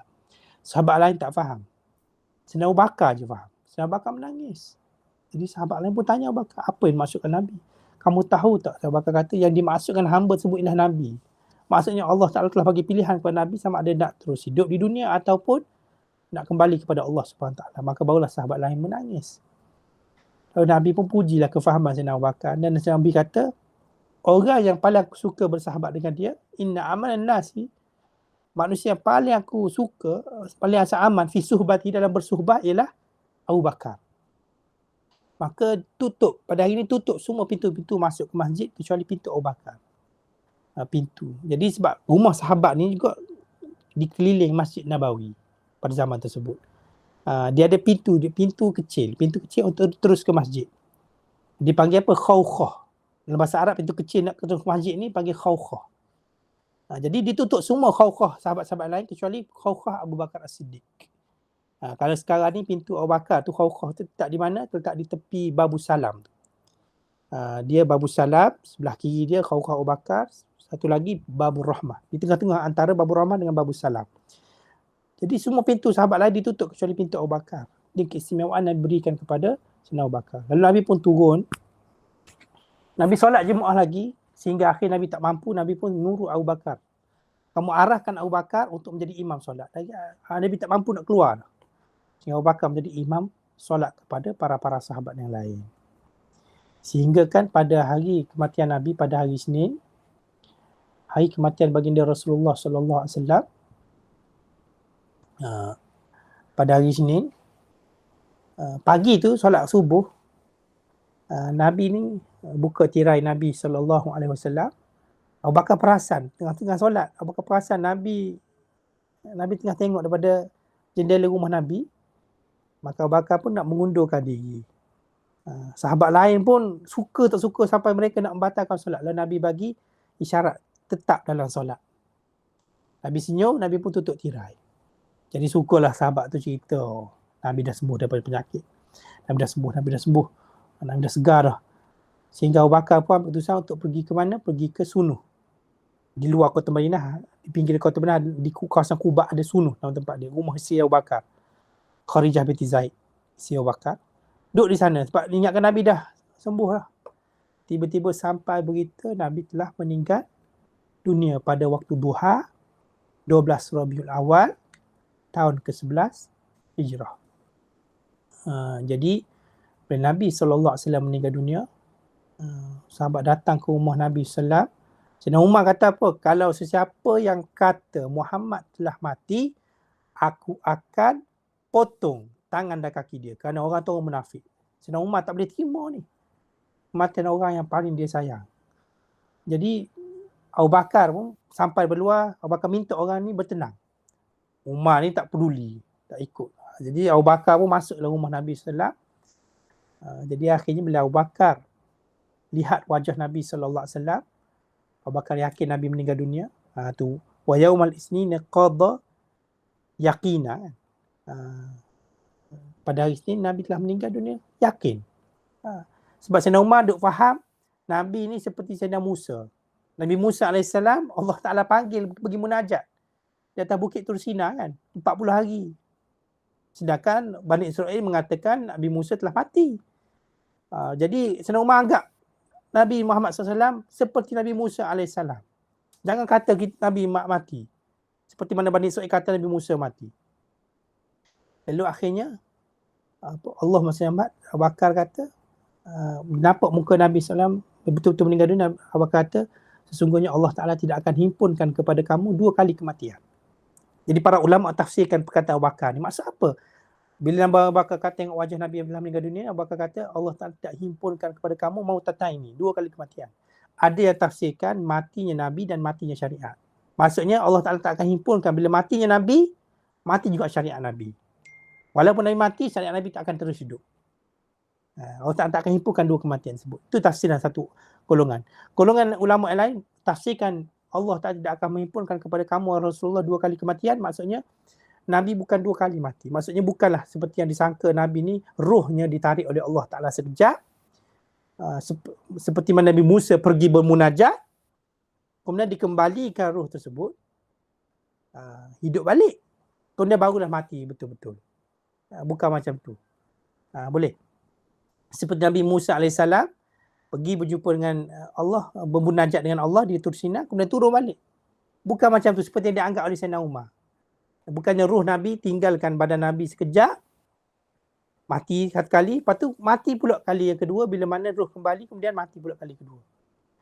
Tu ada setengah ulama mentafsirkan begitu. Perkataan Abu Bakar, Allah Ta'ala tidak akan menghimpunkan kepada kamu 2 kali kematian. Jadi Nabi betul-betul mati dengan yakin. Itulah. Nabi pun mati sekali. Ada sekarang ni faham-faham yang lain kata ketuanya, gurunya mati, tak mati pun dia angkat sekejap. Ghaib sekejap. Ghaib sekejap, maka akan datang balik nanti ketika mana akhir zaman menjadi Imam Mahdi. Itu ajaran yang sesat lah. Bila mati-matilah. Terputus kita dengan alam dunia pergi ke alam barzah. Kecuali ada golongan orang yang memang Allah Ta'ala angkat. Seperti Nabi Isa AS. Dan Nabi Khidir dikatakan masih hidup. Nabi Khidir itu orang-orang tertentu. Jangan pula kita nak menyamakan diri kita dengan orang-orang yang sebut secara jelas. Bahawa Nabi Isa ni diangkat oleh Allah Ta'ala. Kita, apa yang menyokong kita kata kita diangkat oleh Allah? Tak ada menyokong kita. Itu benda yang kita reka sendiri. Ni nas syariat kata Nabi Isa diangkat. Rafa'ah. Takkan kita menyamakan kita dengan Nabi Isa AS? Nabi Muhammad pun mati meninggal dunia. Tidak diangkat oleh Allah Ta'ala, mati meninggal dunia. Sehingga dibangkitkan nanti ketika mana? Hari akhirat. Jadi Sayyidina Abu Bakar pun yakin dengan kematian Rasulullah. Sayyidina Abu Bakar keluar. Sayyidina Abu Bakar pun berucap. Sayyidina Abu Bakar berucap. Man kana ya'budu Muhammad fa inna Muhammadan qad mat. Siapa-siapa yang sembah Muhammad, Muhammad telah mati. Wa man kana ya'budullah fa inna Allah hayyul la yamut. Sesiapa yang sembah Allah, Allah Ta'ala hidup dan tidak mati. Ini ucapan Abu Bakar. Lalu kamu baca ayat Quran, wa ma Muhammadun illa rasulun qad khalat min qabli rusul afa imma ta'aw qutila qalabtum ala aqabikum wa man yanqalib ala aqibaihi falyadurrallaha syai'a wa sayajzillahu syakirin. Ini ayat Quran Bakar baca. Bila baca ayat ni, Sayyidina Umar terkejut. Seolah-olah aku tak pernah baca ayat ni. Padahal ayat ni turun lama dah, ketika perang Uhud lagi turun. Ni, wa ma Muhammadun illa rasulun qad khalat min qabli rusul. Tidaklah Muhammad kecuali rasul yang diturunkan sebelumnya rasul-rasul yang lain. wa ma illa rasul qad khalat min qabli rasul, yang mana sebelum rasul lain sudah ada yang datang sebelum pada dia.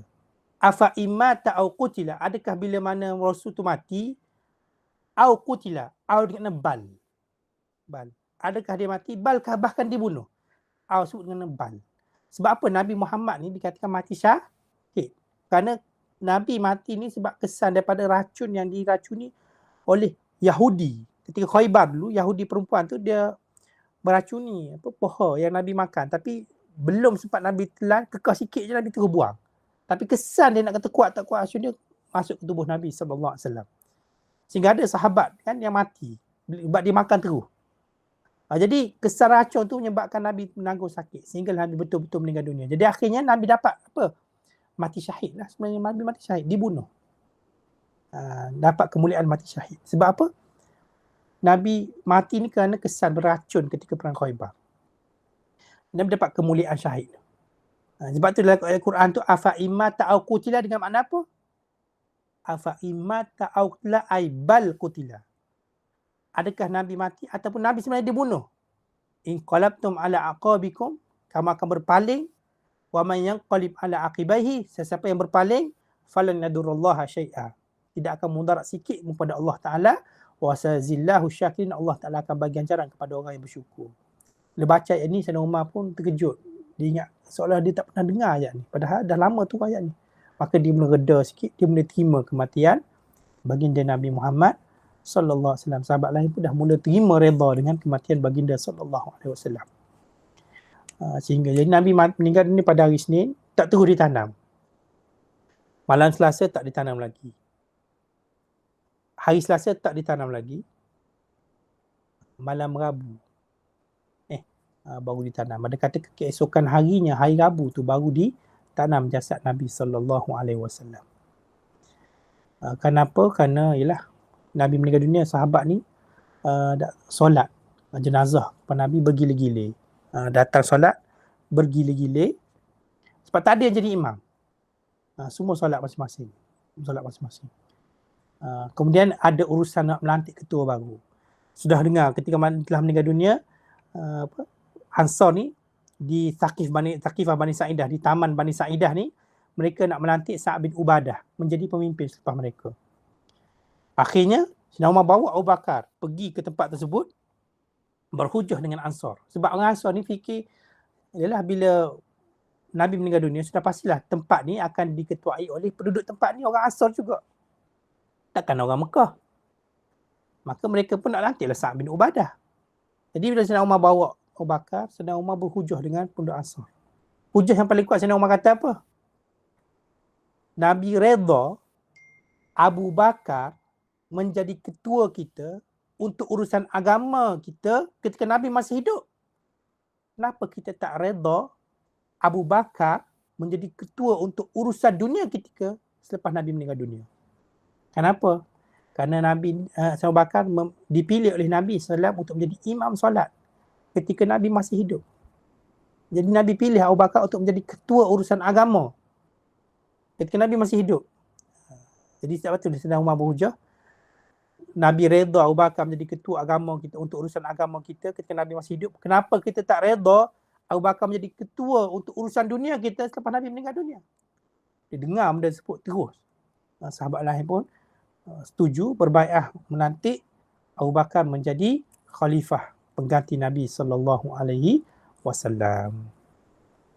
Jadi itulah kisah meninggalnya baginda sallallahu alaihi wasallam. Kemudian wa tammatil urjuzatul mi'iyah fi zikri hali ashrafil bariyah. Sempurnalah 100 rangkap fi zikri hali ashrafil bariyah. Telah sempurnalah 100 rangkap pada menyebut keadaan sebaik-baik makhluk. Sallallahu alaihi rabbi wa ala, selawat limpah, moga-moga Allah Ta'ala selawat limpahkan rahmat kepadanya, kepada Nabi sallallahu alaihi wasallam. Sallallahu alaihi badal rabbi, moga-moga Allah Ta'ala limpahkan selawat ke atasnya, kata Nabi, iaitu Allah tu Tuhanku, wa ala sahabihi wa alihi wa man tala, dan moga-moga Allah Ta'ala limpahkan juga selawat ke atas sahabat Nabi dan keluarga Nabi Wa man dan kepada orang yang datang selepas daripada tala, yang datang selepas daripada mereka sahabat dan juga keluarga Nabi sallallahu alaihi wasallam.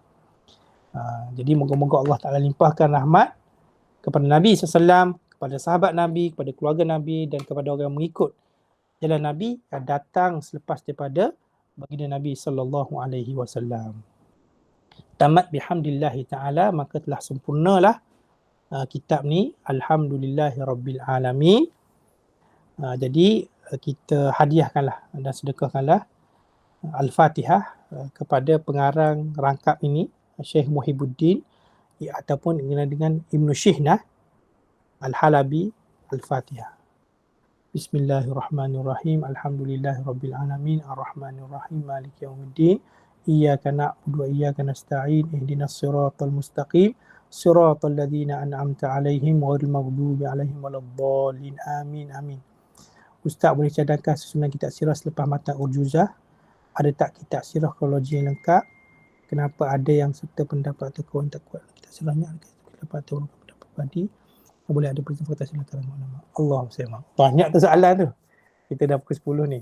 Selesai ringkas je jawab Kalau ikut panjang penjelasan dia tu. Okey, cadangan susunan kitab selepas matan Urjuzah. Kita biasa di Tanah Melayu biasanya kita dah ajar kitab sirah ni, kitab Khulasah Nurul Yakin. Ringkasan Nurul Yakin ni kan, kata Tanah Melayu kita ni Khulasah Nurul Yakin, tapi bahasa lama lah. Bahasa lama. Ni lebih kepada pati lah. Pati kitab Nurul Yakin. Dalam bahasa Arab tu ada kitab sirah namanya Nurul Yakin. Ni lebih kepada pati lah, ringkasan. Yakin ni bahasa Jawi. Bahasa Jawi. Kemudian Allahumma salli ala Muhammad. Allahumma salli ala Muhammad.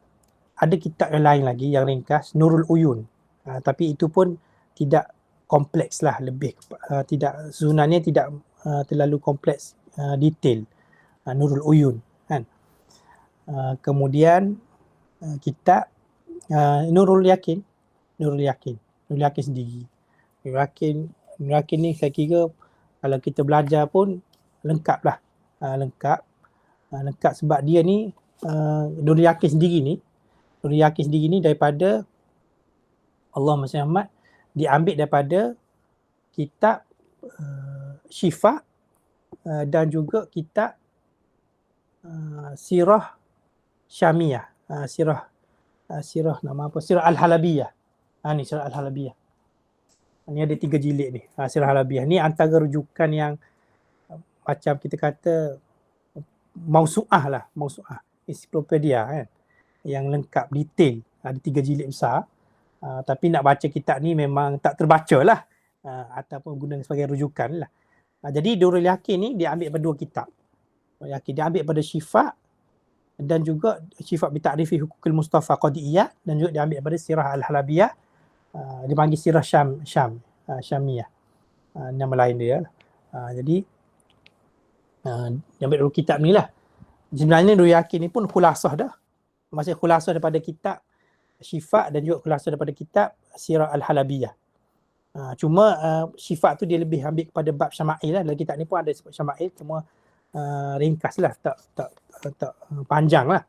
Cuma dia kebanyakan bab Syama'il tu dia ambil daripada Syifa. Bab Sirah dia ambil dari Sirah Halabiyah. Yang di Tanah Jawi kita ni, Khulasah Nurul Yakin ni diringkaskan lagi daripada Nurul Yakin. Nampak turutan dia. Boleh. Yang moden sekarang ni yang menarik boleh baca juga kitab Rahiqul Makhtum. Tentang kitab yang terbaik juga, kitab Rahiqul Makhtum. Ada banyak terjemahan kan, kitab Rahiqul Makhtum. Ada tak kitab sirah kronologi lengkap? Ya, tadilah yang saya sebut. Boleh. Tu lengkap lah. Lengkap. Kenapa ada yang serta pendapat atau kawan tak kuat dalam kitab sirahnya? Dia pendapat sirah ni banyak sangat-sangat.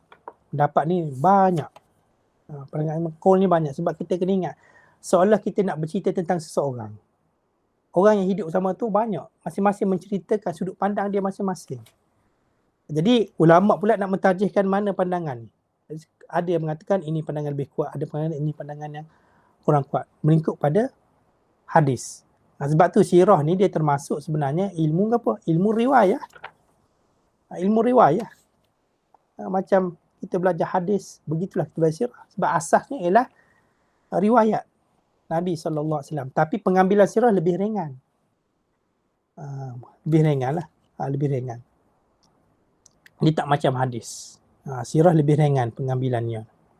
Kalau kita tengok dalam Alfiyah hadis Imam Iraqi kan, dia kata wasahalu fi ghairi mawdu'i rawaw min ghairi tabyin li dha'fin wa ra'aw bayanahu fi hukmi wal aqaid. Imam Zainuddin Iraqi kata apa? Wasahalu fi ghairi mawdu'in wa rawaw. Wasahalu fi ghairi mawdu'in wa rawaw. Mereka para ulama tashil, ambil mudah sikit selain daripada hadis maudhu' untuk meriwayatkan min ghairi tabyinin li dha'fin wa ra'aw. Min ghairi tabyinin dha'fin, tanpa mereka menyebut bahawasanya itunya lemah. Kenapa? Wa ra'aw bayanahu fil hukm al-qaid. Kadang mereka melihat yang perlu cerita tentang detail hadis ni, lemah tak lemah, sahih tak sahih, itu pada bab hukum dan pada akidah. Pada bab sirah tak perlu. Pada bab sirah tak perlu. Boleh? Kecuali maudhu' rekaan tak boleh lah. Rekaan tak boleh lah. Sebab kita kena ingat, kalau kita nak dapat sirah ni, kita nak lebih kepada nak dapatkan full timeline tu. Kita nak dapat cerita lengkap. Contoh, kita nampak orang accident tengah jalan. Boleh tak? Ramai orang yang cerita tentang peristiwa accident tu. Kita nak dapatkan cerita lengkap macam mana? Wartawan akan tanya. Nak bagi dapat cerita lengkap. Jadi, bila nak dapatkan cerita lengkap daripada pukul berapa ke pukul berapa tu, sampai waktu accident, lepas accident berlaku apa, dia perlu terima cerita-cerita tersebut. Kecuali orang tu reka cerita tak boleh terima lah. Tapi kalau orang ni boleh dipercayai, tidak maudhu', walaupun lemah, mungkinlah dia ni darjatnya dari sudut sanadnya kurang daripada orang lain, tapi boleh diterima lagi selagi bukan maudhu'. Sebab apa? Yang penting dalam sirah ni nak dapatkan timeline yang sempurna. Cerita yang lengkap macam mana? Betul tak? Takkan kita tengah cerita ni, cerita, sekejap ini saya nak cerita. Kita sambung, kita skip. Skip. Nak skip cerita ni. Tu analogi yang begitulah, yang mudah nak faham lah. Ni yang dan sebut benda ni bukan orang biasa. Alim daripada hadis ni, Zainuddin Al-Iraqi. Man Zainuddin Al-Iraqi. Wa man adraka Zainuddin Al-Iraqi. Orang alim dalam bidang hadis. Buat alfiyah dalam bidang hadis. Al-Sirah pun dia buat alfiyah juga. Jadi kata wasahalu fi ghairi mawdu'in rawaw min ghairi tabyinin min ghairi tabyini dha'fin wa ra'aw bayanahu fil hukmi wal aqaid. Dia melihat yang nak terangkan kelemahan cerita dan sebagainya itu pada hukum. Bab hukum tak boleh. Bab hukum tak boleh, bab akidah pun tak boleh. Dan ada satu kata-kata dia, kata wal ya'lami talib an-nasiyara. Ketahuilah pelajar bahawa sirah ini tajma'u masahha wa ma qad unkira, menghimpunkan apa yang sahih dan apa yang kadang-kadang diingkari. Wal qasdu, kerana apa? Qasdu, qasad dalam penulisan sirah ini zikru ma'ata ahlus siyar, ialah menyebut apa yang diceritakan oleh ahli sirah bihi wa in isnaduhu lam yu'tabar, walaupun sanad dia tidak diiktibar. Nampak? Ni kata-kata Syekh Zainuddin Al-Iraqi dalam Alfiyah Sirah. Tadi dalam Alfiyah Hadis. Jadi dalam Alfiyah Sirah dia kata wal ya'lami talib anna siyara tajma'u ma sahha wa ma qad unkira wal qasdu zikru ma ata ahlus siyar bihi wa in isnadu lam yu'tabar, walaupun sanad dia tidak diiktibar. Maksudnya apa? Sanad dia lemah, tak kuat. Walaupun tak kuat sekalipun, asalkan bukan maudhu', bukan rekaan, dalam bab sirah boleh terima. Sebab kita qasad ni, kita nak tahu cerita secara lengkap daripada satu bab secara lengkap. Tapi dalam kalangan menyebut pandangan, bila berselisih antara pandangan atau cerita-cerita ni, jadi adalah ulama yang mana menguatkan satu cerita dan satu cerita lain berdasarkan riwayat-riwayat hadis.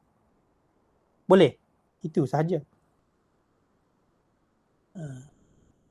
Kenapa boleh beza fakta sirah dalam kalangan ulama? Tadilah. Riwayatnya berbeza banyak riwayatnya. Tapi kita ada pandangan yang masyhur, ada pandangan yang kurang masyhur. Boleh, dia ada pandangan macam fiqh pun ada kan. Pandangan yang jumhur, ada pandangan yang peribadi. Masing-masing pun mengeluarkan pandangan masing-masing mengikut dalil yang ada pada pihak masing-masing. Boleh. Cumanya kalau kita nak bercerita tentang sirah ni, kita sebutlah rujukan. Kalau benda tu yang tidak diketahui umum. Kalau dah diketahui umum, Walaupun ada khilaf sekalipun, dia kata umum. Contoh lahir Allah Muhammad turun Al-Quran peristiwa turun Al-Quran, nuzul Quran 17 Ramadan. Diketahui umum. Tapi sebenarnya ada khilaf. Betul tak? Benda ada khilaf tapi dah diketahui masyhur dengan pandangan tersebut, maka kita pakailah dengan pandangan tersebut. Betul tak? Lahir Nabi 12 Rabiul Awal. Kita pakailah pandangan tersebut, pandangan yang masyhur. Walaupun ada pandangan yang lain. Boleh. Tapi kalau kita nak berbeza yang lain, kita sebutlah sumber rujukan kita. Daripada kitab mana, daripada riwayat mana, riwayat ni ada sebut dalam kitab tersebut. Jadi kita sebutlah. Boleh. Asalkan bukan maudhu'. Boleh. Jelas ya, maaf ambil masa panjang.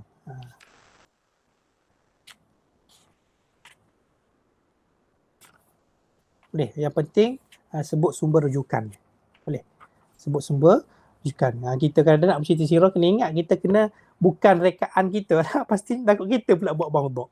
Jadi pastikan kita sebut sumber rujukan. Ada rujukannya. Jadi saya rasa sekadar itu dululah untuk pagi ni ya. Dan terima kasih kepada siapa yang ikut pengajian daripada awal sampai akhir. Moga-moga ada manfaatnya. Dan segala kekurangan itu daripada pihak saya minta maaf. Segala lebih itu datang daripada Allah Subhanahu Wa Taala. Aqulu qawli hadza astaghfirullah li wa lakum. Assalamualaikum warahmatullahi taala wabarakatuh. Ada si fotografi ya. Fotografi macam mana ni? Buka kamera kan? Sekejap saya log out ini.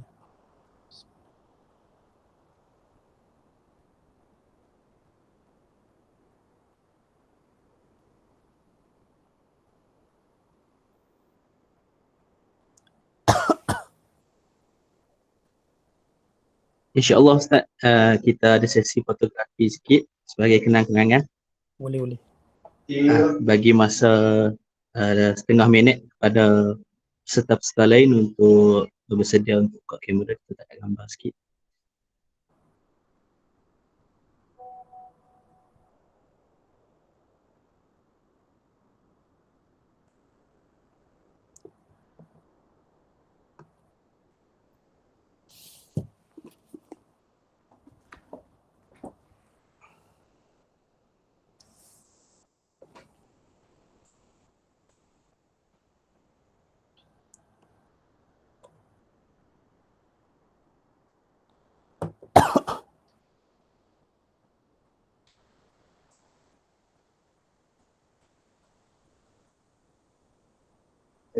Okey, insyaAllah kita akan tegak nampak. Mungkin yang lain tak berkesempatan untuk buka kamera. InsyaAllah kita boleh bersedia dalam kiraan 3, 2, 1.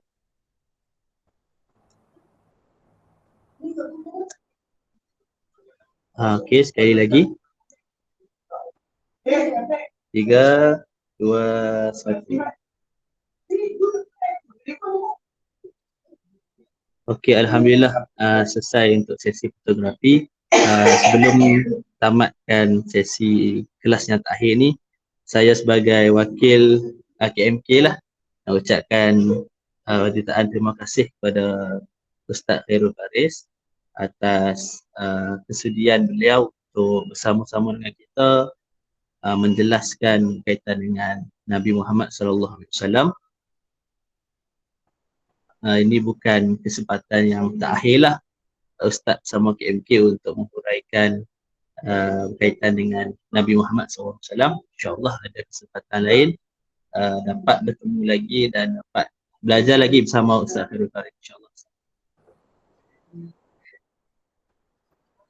Okey, rasanya setakat itu saja. Tak ada apa-apa daripada pihak saya. Sebelum tu kami juga minta maaf atas kami punya kelemahan dalam pengurusan. Mungkin ada yang kelewatan atau ada yang tidak sabar. Kami minta maaf kepada Ustaz dan juga kepada yang lain. Jadi, sekali lagi terima kasih dan terima kasih kepada Ustaz, terima kasih kepada semua yang hadir pada hari ini dan kelas-kelas sebelum ini. Terima kasih Ustaz. Sama, jazakumullah. Terima kasih Ustaz. Sama-sama. Jazakumullah. Assalamualaikum warahmatullahi wabarakatuh. Waalaikumsalam warahmatullahi wabarakatuh.